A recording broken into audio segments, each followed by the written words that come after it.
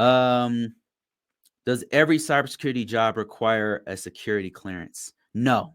So this is something that there's big confusion on people who are on the outside looking in.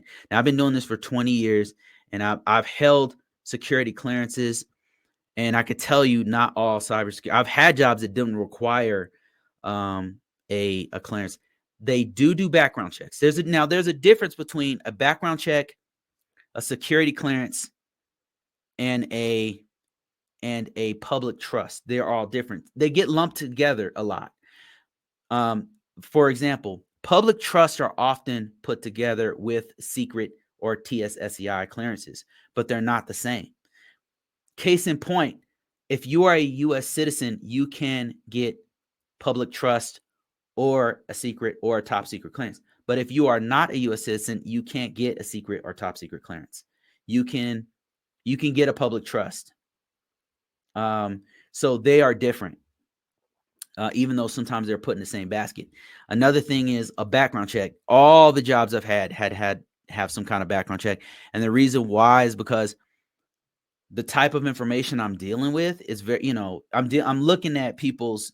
If I work for a bank, I'm seeing where they're hiding the skeletons in the closet. You know what I mean? If I'm doing scans at a healthcare organization, I'm seeing all the weaknesses and vulnerabilities. They got to do a background check on me. I'm seeing sensitive information, right? So I've had jobs where I didn't really need much of a background check.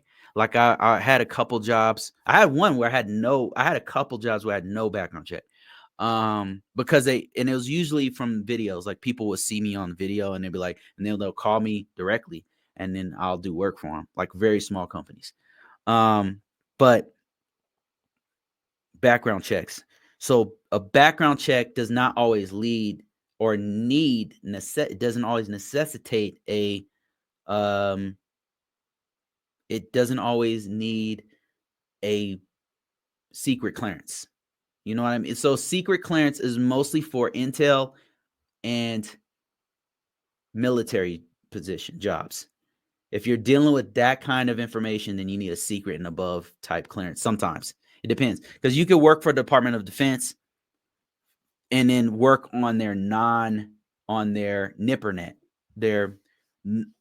It's a network, an internal network that has no